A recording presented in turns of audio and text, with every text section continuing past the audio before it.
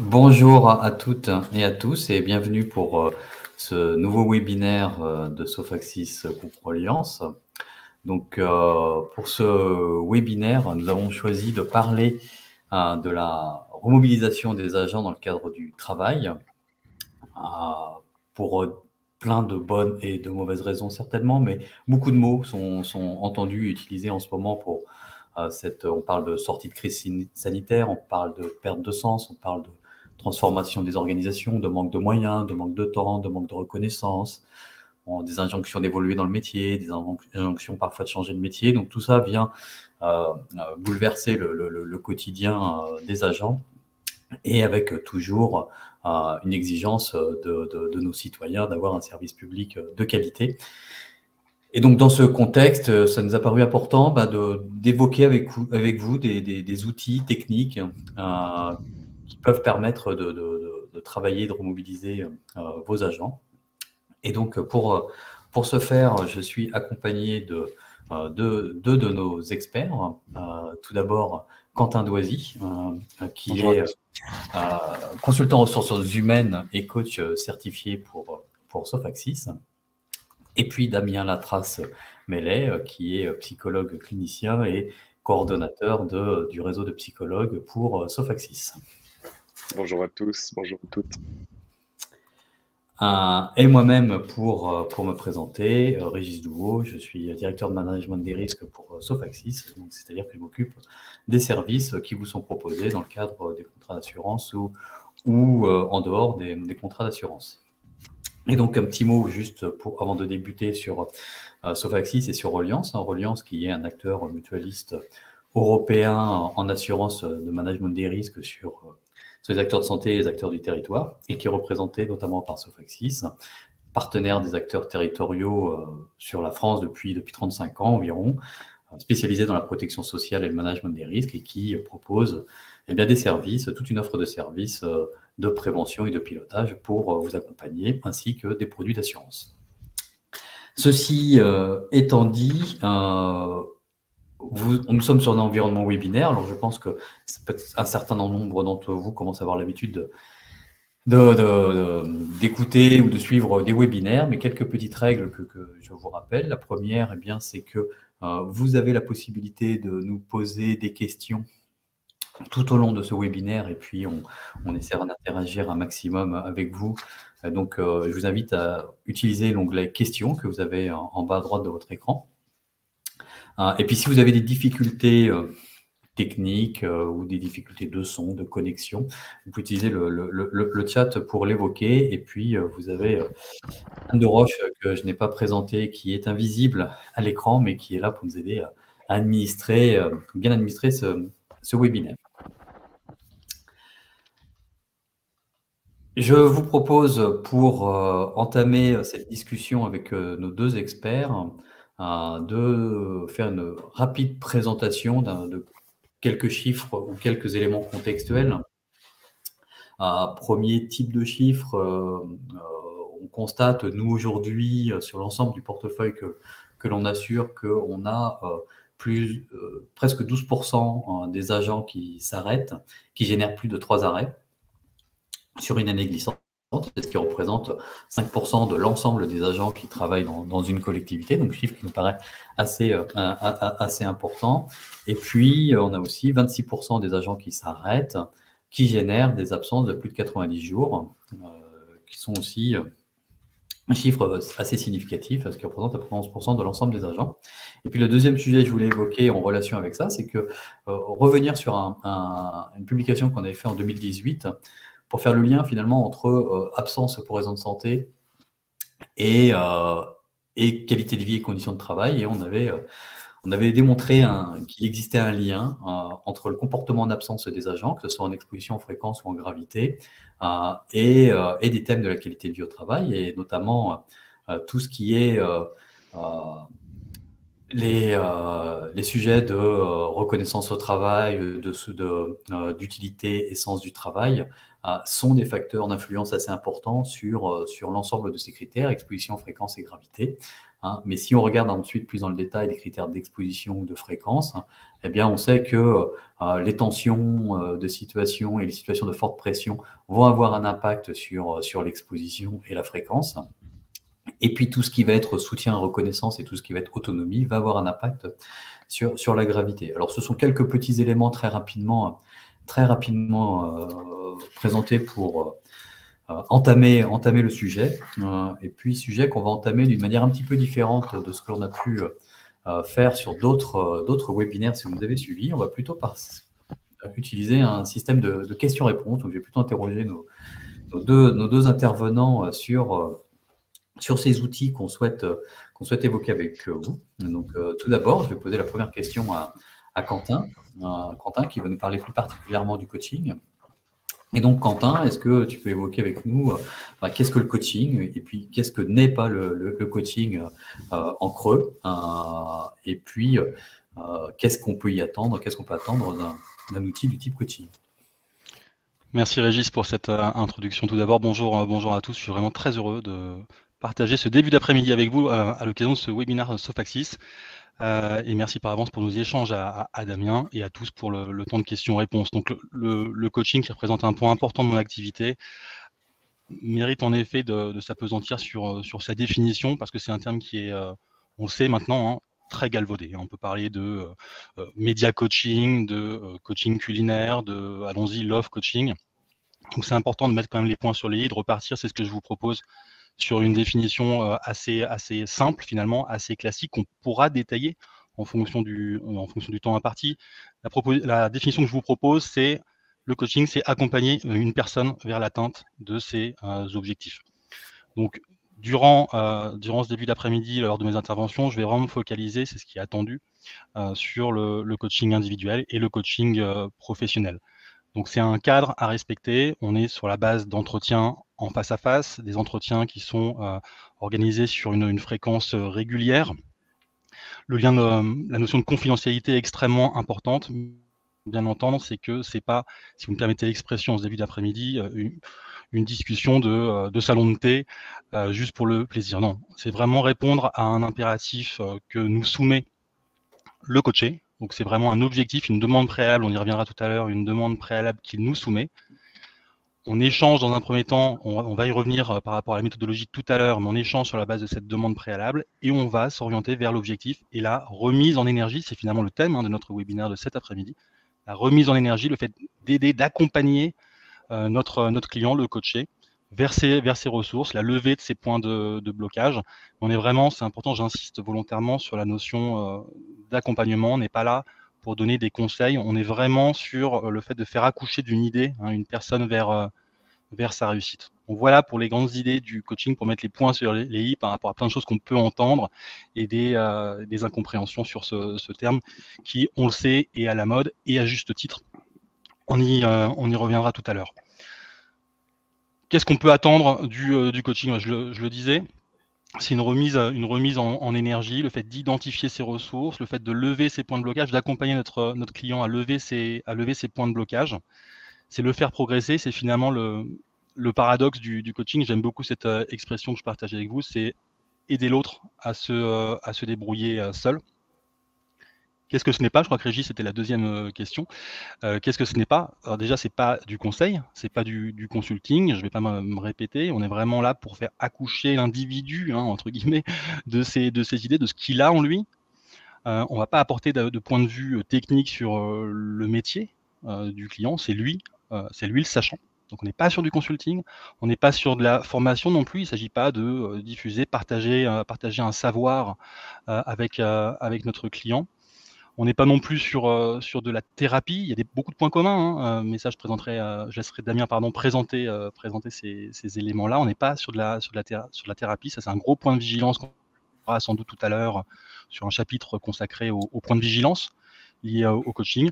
Le coach n'est pas non plus un mentor. Il n'y a pas d'ascendant entre le coaché et le coach. Et évidemment, le coach n'est pas non plus un gourou.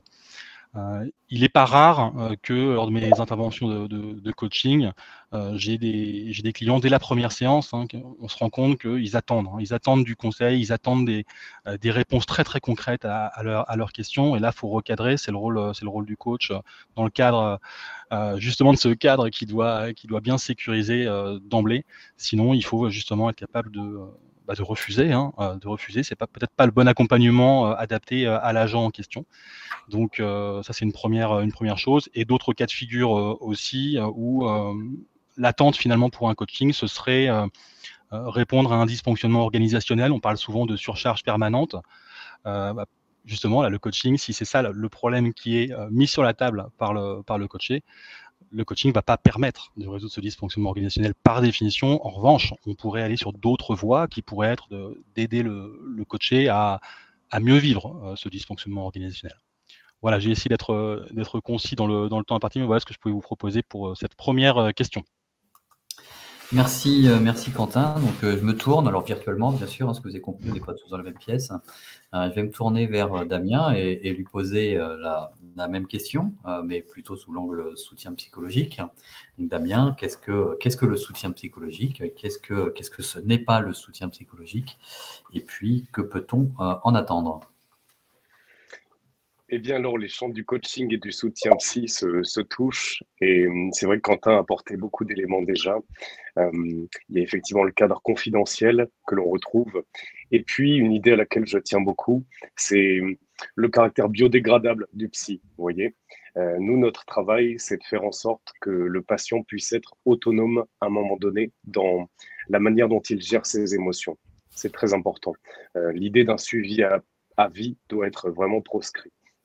Donc, tout d'abord, le parcours de soutien psy, c'est vraiment un parcours de soins psychiques qui répond à un cadre de référence extrêmement strict et dans lequel on accompagne le patient, le bénéficiaire, vers un mieux-être. Et c'est ce qu'il est en droit d'espérer au début du travail psychothérapeutique, c'est d'aller vers un mieux-être.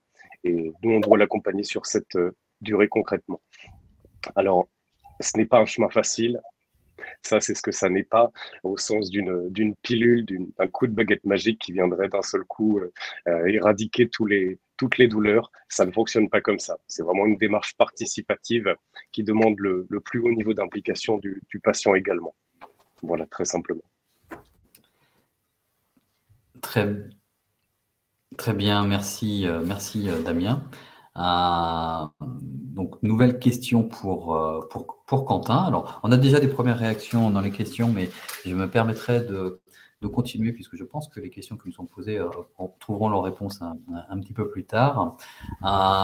Donc, Quentin, si on parle de coaching individuel, eh bien comment ça se déroule dans la durée? Est-ce qu'il y a un déroulement type qui existe?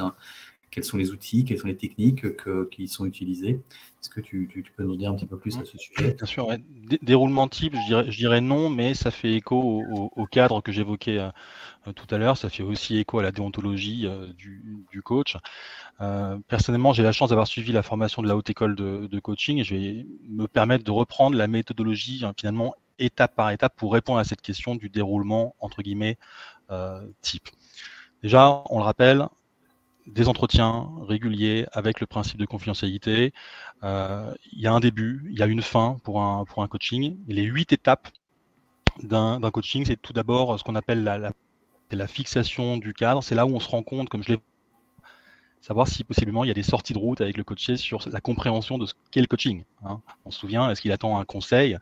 Réponse non. Donc on met vraiment à nouveau les points sur les i sur les attendus, sur ce que va constituer la prestation de coaching. Donc la prise en main avec les planifications, la fréquence de ces rendez-vous, les lieux de rendez-vous. Voilà, donc un petit peu les basiques pour partir sur ce chemin, j'aime bien le terme, sur ce chemin ensemble. Ensuite, il y a ce qu'on appelle la demande préalable. C'est finalement pour quelles raisons le coaché vient vers nous pour entamer ce type d'accompagnement.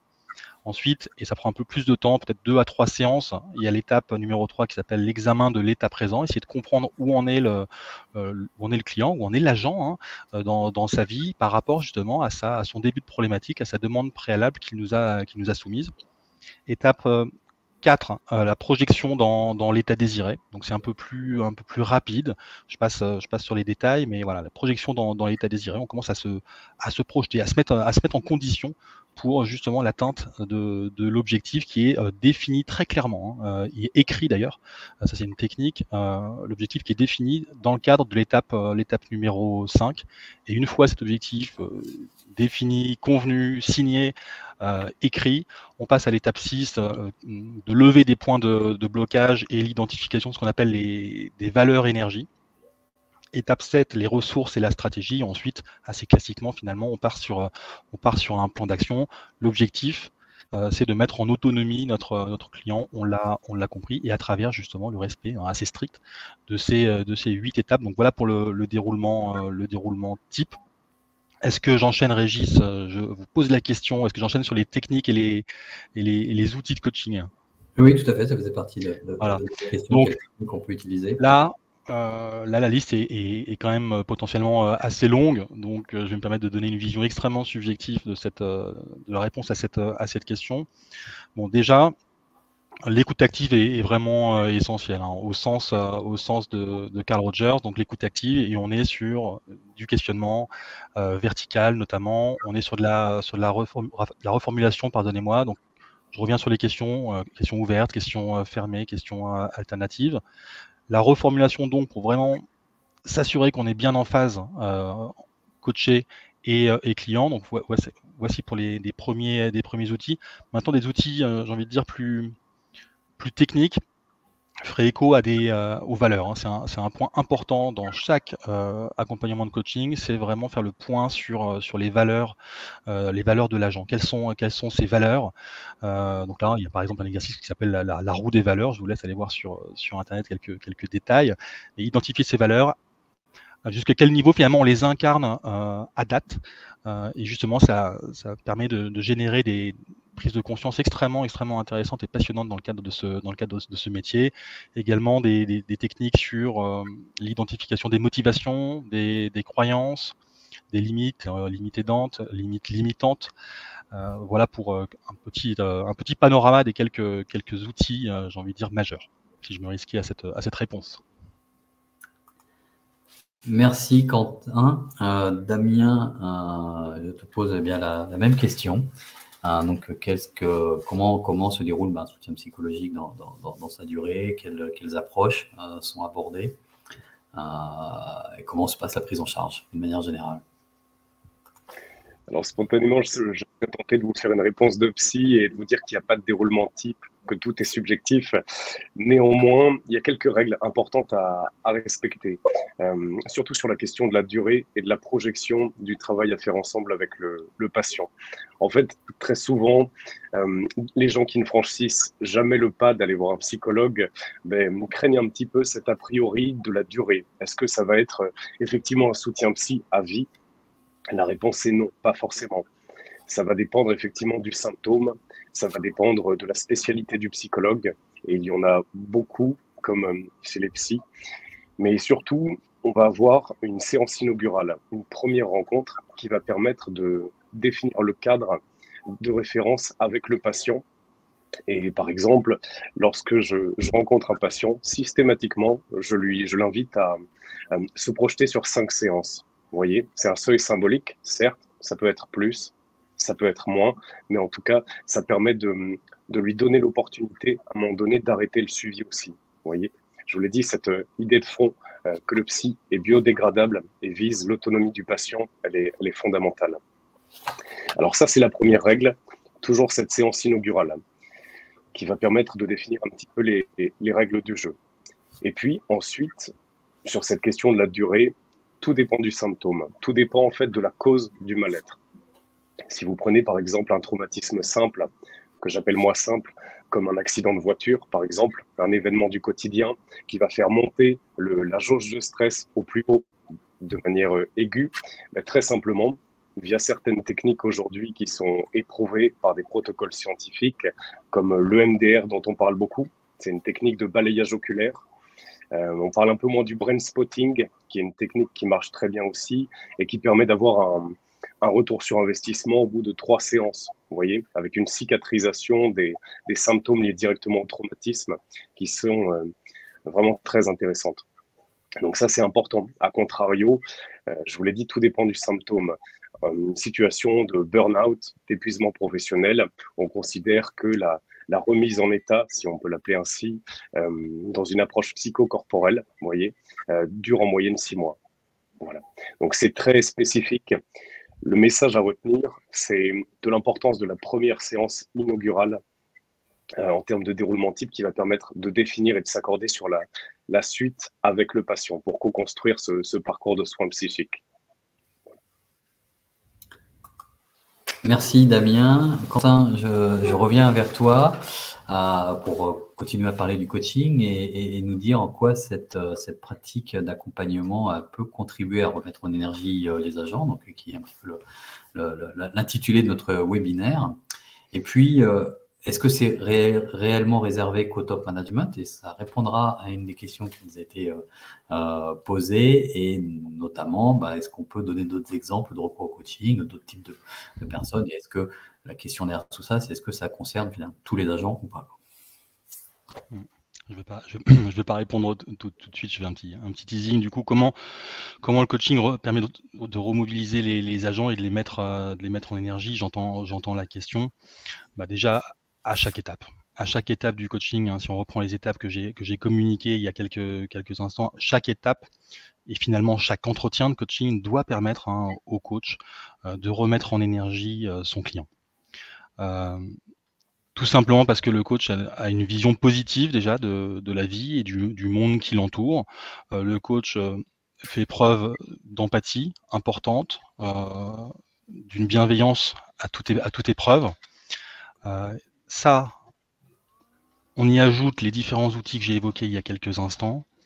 Ça fait en sorte que de par la posture, de par le type d'accompagnement, justement, la remise en énergie de l'agent se fait naturellement. Je ne reviens pas sur l'écoute active tout à l'heure, mais toutes les techniques doivent permettre de stimuler, c'est ça le terme clé, de stimuler l'agent, et charge au coach de faire son maximum pour identifier où mettre le curseur pour remettre en énergie, parce que parfois justement les problématiques sont pas autour d'un souci de manque d'énergie, d'accord. Donc ça, c'est charge de s'adapter tout simplement. Et charge aussi au coaché, j'aurais pu le dire en introduction, de respecter finalement le principe de co-responsabilité. Il n'y a pas de coaching si on n'est pas au minimum 2. Donc le coaché a aussi sa responsabilité pour suivre ce chemin que lui trace le coach. Donc voilà pour la première partie de la réponse. Maintenant, oui, j'entendais que c'était une question posée dans le chat. Est-ce que le coaching est réservé au top management? Réponse non. C'était le cas avant, au début du coaching. On voit que ça a beaucoup évolué sur ces dernières décennies. On parlait beaucoup de leadership, de développer le leadership du top management. Ensuite, ça a été justement favoriser une prise de poste d'un manager, ou faire en sorte que le manager, l'encadrant, soit plus à l'aise dans sa fonction. Aujourd'hui, évidemment, ça existe toujours, mais le coaching s'est considérablement démocratisé.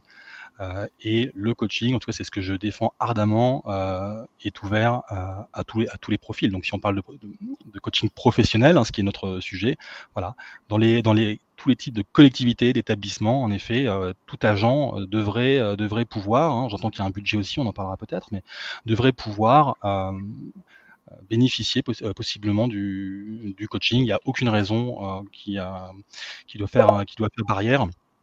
En termes d'exemple de recours au coaching, justement, et là on va voir que c'est pas du coup réservé strictement au top management, voire au management, on l'a compris. Donc déjà les trois grands sujets généralement abordés en coaching, déjà c'est les relations de travail. Petit 2, c'est ce qu'on appelle les épreuves temporelles. Alors on y met l'urgence, la dispersion, l'équilibre vie professionnelle, vie privée. Et le troisième volet, c'est ce qu'on appelle les frustrations de carrière. Donc plus concrètement, des exemples que je peux vous lister: le contexte de prise d'un nouveau poste, quel qu'il soit, pas forcément un poste de management, une situation de conflit avec un ou plusieurs collaborateurs, la préparation d'une décision professionnelle difficile à prendre, la gestion de son stress, le développement de son leadership, et la gestion du temps. Voilà pour différents exemples que je pouvais vous donner.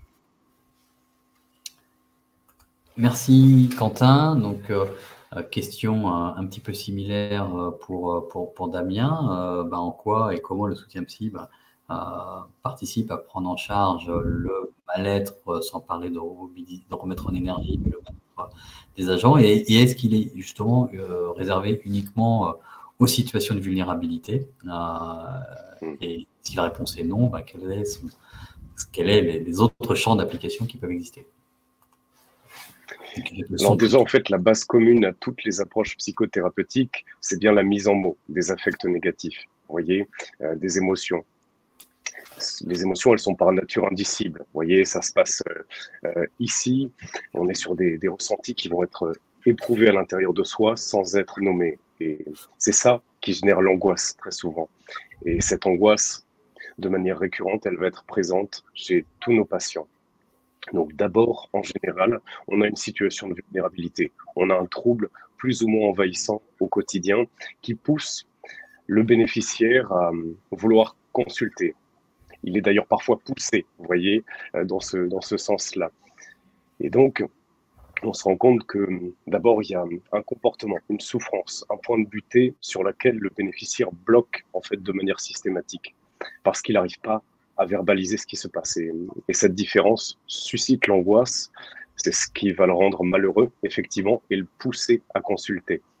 Donc c'est là où, en général, il y a toujours une situation de vulnérabilité à la base. Est-ce que c'est là son seul champ d'application? Dans 98% des cas, oui. Par contre, on peut avoir effectivement parfois des patients qui, dans une approche, disons, plus préventive, vont chercher à mieux se connaître, mieux apprivoiser leur histoire, leur comportement. Vous voyez, c'est souvent des personnes qui ont essayé beaucoup d'approches différentes, la méditation, le soutien psy, le coaching, parce qu'il y a vraiment ce désir de se connaître. Vous voyez, donc là, on est un peu moins dans le curatif, plus dans le renforcement de ses compétences, de ses ressources et de sa connaissance de soi. Merci Damien. Donc, pour continuer sur l'exploration du coaching, Quentin, je vais revenir vers toi. Quelles sont les limites que tu vois au coaching, les risques qu'il peut y avoir à utiliser le coaching, et puis, de manière plus positive, quels sont les facteurs clés de succès d'un coaching? Alors, les limites, les risques, les facteurs clés de succès, j'y vois quatre limites dans un premier temps. Je reprendrai le principe de co-responsabilité, qui donc s'applique également évidemment au coaché. Il n'est pas rare dans mes interventions qu'un coaché, dès la première séance, je l'évoquais un petit peu rapidement tout à l'heure, dès la première séance, s'exprime en totale transparence et merci à lui, merci à elle, et me dit voilà, monsieur Doisy, on est comme on est, on change pas, moi je veux pas changer, c'est comme ça, c'est la vie, voilà, ce type de croyance-là, très affirmée. Donc là, on comprend que le terrain va être compliqué pour le travail de transformation. Donc déjà, ça c'est la première limite. La deuxième limite, je l'évoquais aussi tout à l'heure, quand il y a un dysfonctionnement organisationnel, donc quand la commande n'est pas forcément très très claire, pas été très très partagée ou pas forcément honnête dans le cadre d'une relation tripartite, ça peut arriver. Donc c'est une limite potentielle du coaching. L'autre limite, on pourrait la mentionner aussi dans le cadre d'une définition, c'est l'obligation de moyens du coaching et du coach. Donc le coach va faire son maximum, mais le coaching ne peut pas tout résoudre. Et quand bien même on est dans une aventure humaine qui a elle-même ses limites. Donc ça, c'est du coup la troisième limite. Et la quatrième, lorsque on identifie en séance, ça peut arriver à toute étape du coaching, quand on identifie que la problématique, elle est finalement d'ordre psy. Donc là, très clairement, je prends mon téléphone et je vais plutôt passer le relais à Damien. Donc d'ordre psy, ça peut être différents sujets, mais ça, faut le cerner le plus rapidement possible. C'est une limite importante quand ça fait écho à des traumas du passé, à une dépression, un burn-out ou à des troubles psy. Donc voilà pour les 4 limites majeures qui me viennent à l'esprit. Par rapport aux risques, j'aurais également 4 risques à partager. Déjà, le risque de dépendance. Donc c'est important de convenir dès le début d'un nombre de séances de coaching, d'une périodicité. Voilà. Et se dire à la deadline, ça va être dans 4, 5, 6 mois en fonction des agendas respectifs, pour s'assurer que c'est pas ad vitam aeternam, d'accord, et qu'il y aura vraiment le respect de cet engagement déontologique, de la mise en autonomie du coaché, pour atteindre, si ce n'est pas déjà fait, son objectif. Donc voilà pour le premier risque. Le deuxième risque, ça, je reviens au dysfonctionnement finalement organisationnel. Donc là, ce serait un hors-sujet. Troisième risque, le manque d'implication du coaché. Je réinsiste à nouveau sur le fait qu'on est sur une aventure humaine. On n'a pas de boule de cristal. On ne sait pas comment le coaché avec lequel on a commencé à bien travailler sur les séances 1, 2 en septembre dernier et en octobre, comment il va évoluer pour X ou Y raison. C'est multifactoriel. Donc peut-être qu'il y a un manque d'implication, une perte de motivation. Et on peut, en tant que coach, ne pas arriver à justement remettre en énergie. Mais heureusement, c'est rare. Quatrième risque qui me vient à l'esprit, c'est la mauvaise compréhension du coaching par le coaché. Ça fait un peu doublon avec ce que je vous disais tout à l'heure sur une des limites. Donc, je vais plutôt passer aux facteurs clés de succès. Bon, déjà, facteurs clés de succès d'un coaching, il y en a beaucoup. Il y a le respect de ce cadre. Déjà, le respect strict de la méthodologie. Ensuite, une bonne connexion entre le coach et le coaché. C'est-à-dire un bon feeling, tout simplement, vraiment que ça matche bien, qu'il y ait cette confiance réciproque. Ça fait partie d'un enjeu prioritaire du premier entretien de la prise en main, finalement.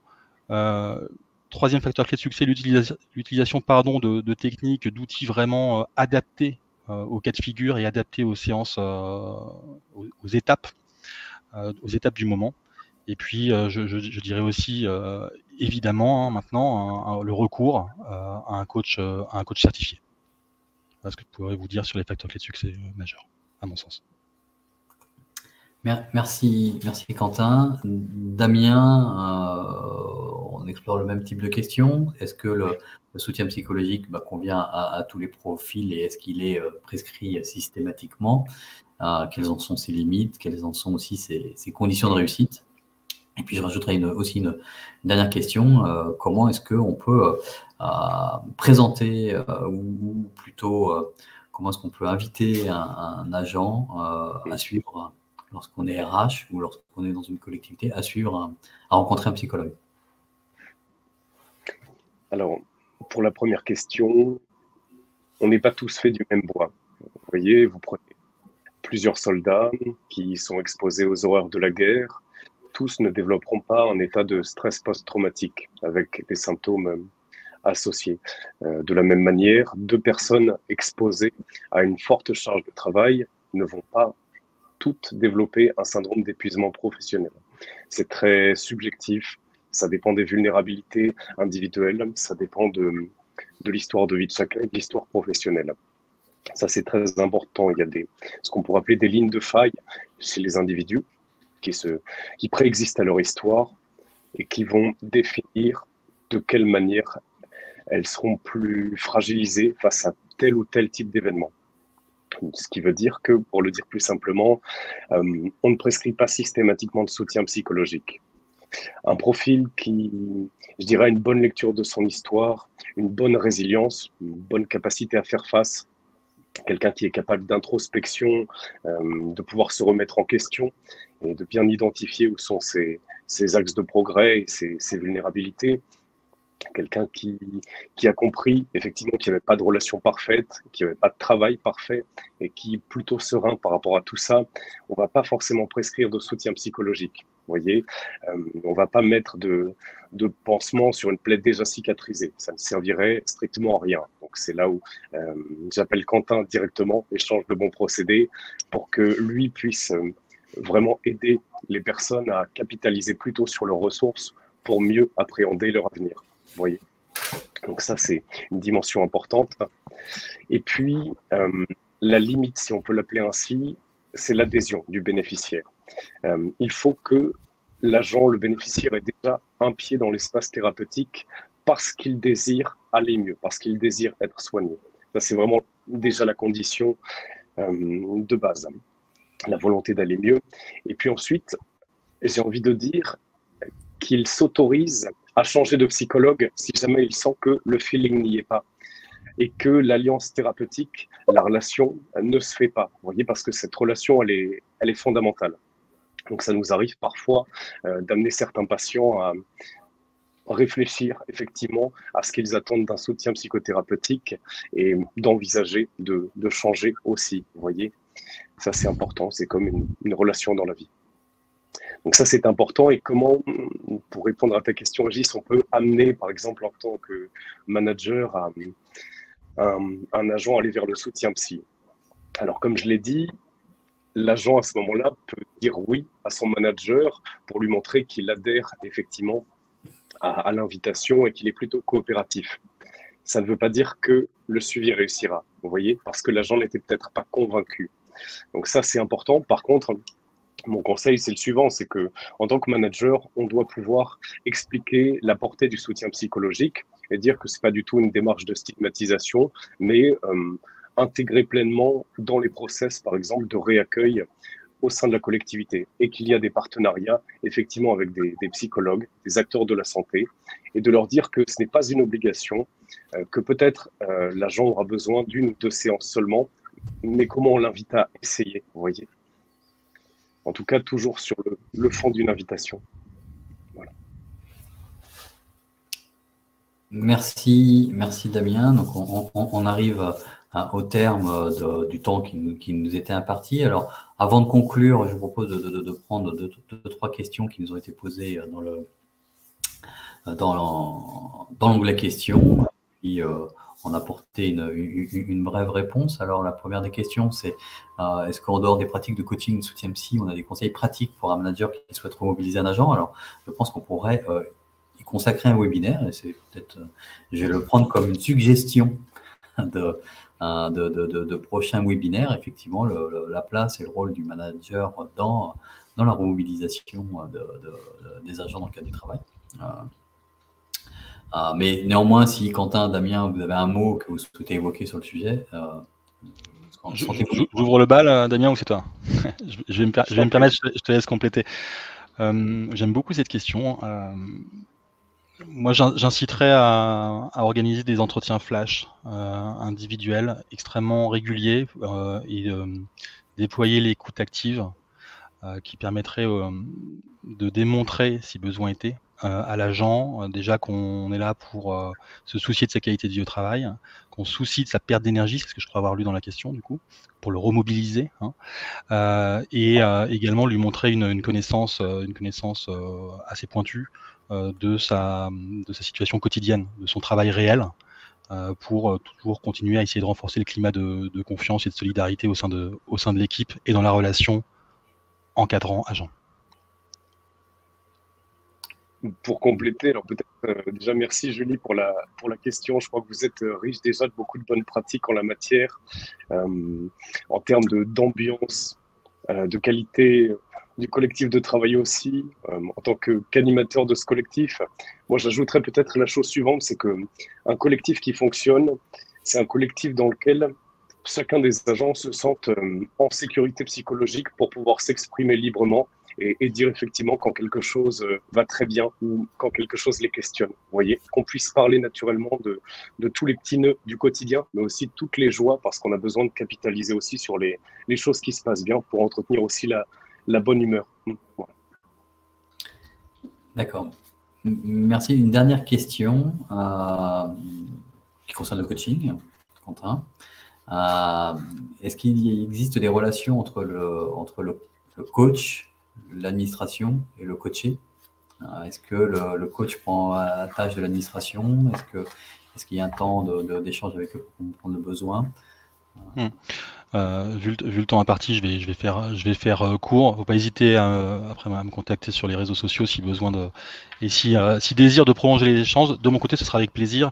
Bon, déjà, ça dépend si on parle de coaching personnel ou professionnel. Donc, dans le cadre d'un coaching personnel, là, ça sera totalement invisible au niveau de l'administration. Dans le cadre d'un coaching professionnel où on a vu qu'il faut vraiment bien cadrer les choses, partir sur une bonne direction, bien définir une demande préalable et un objectif en lien avec le sujet professionnel, ma recommandation, c'est justement d'avoir une relation tripartite et d'avoir un entretien préalable administration, agent, coach, pour s'assurer qu'on part bien dans la bonne direction. Et corollaire du propos de Damien tout à l'heure, s'assurer qu'il y a un volontariat, c'est fondamental, je le répète volontairement, un volontariat de l'agent pour partir dans cette direction, dans cet accompagnement sous la forme du coaching. Très bien, merci. En conclusion, je vous demanderai question collective, collégiale, à vous deux, Quentin, Damien, en un mot, pourquoi recommander le coaching, Quentin, et Damien, pourquoi recommander un soutien psy, en un mot. En un mot, je pense que Damien va gagner, mais en un mot, je ne vais pas y arriver. Non, en une phrase. En une phrase. Bon, déjà, on a vu que le lien entre accompagnement des agents et en l'occurrence coaching, ça fait partie de l'accompagnement, d'une typologie d'accompagnement. Donc, il y a un lien entre accompagnement des agents et arrêt de travail. Ça a été dit par Régis en introduction. Donc, déjà, c'est assez évident de répondre que je suis complètement favorable et que je recommande fortement, notamment le coaching. Et je me termine, point virgule, c'est la même phrase, en disant que dans un monde qui est en pleine évolution, en pleine perte de repères, tant sur les volets personnels que professionnels, ça sera aussi un autre sujet de webinaire, ce type d'accompagnement, justement, ne peut que avoir des retours sur investissement très très positifs. Et pour ma part, en un mot, pourquoi orienter vers un psy? J'ai envie de dire pour ne pas avoir à jouer soi-même les psys, vous voyez. Chacun son métier, et effectivement beaucoup de managers pensent que voilà, il faut être beaucoup à l'écoute, avoir cette posture un peu d'écoute attentive, de bienveillance comme on va la retrouver sur le divan, mais en fait non, pas forcément. C'est très chronophage, c'est très énergivore, et puis toutes ces infos, ça fera pas forcément de vous un manager de qualité. Donc je pense que ça peut être intéressant d'orienter justement vers le psy qui lui va avoir encore une fois un cadre méthodologique strict, et il saura quoi faire de tout ça. Très bien, merci. Eh bien moi, en un mot de conclusion, je vous recommanderais, ou en mot de recommandation, je vous recommanderais de nous suivre sur le prochain webinaire qui aura lieu fin juin, lors de la semaine de la qualité de vie et conditions de travail, où on abordera notamment une partie des sujets autour du management, mais également la prise en charge de l'épuisement professionnel. Merci à toutes et à tous de nous avoir suivis aujourd'hui. Donc, vous aurez un replay de ce webinaire. Vous pouvez aussi consulter sur le site de Sofaxis un article de blog qui accompagne ce webinaire et qui apporte d'autres précisions sur ce qu'est le coaching et ce qu'est l'accompagnement psychologique. Donc, n'hésitez pas à aller le consulter. Merci à toutes, merci à tous et bon après-midi, bonne journée. Merci à tous. Merci, au revoir à tous.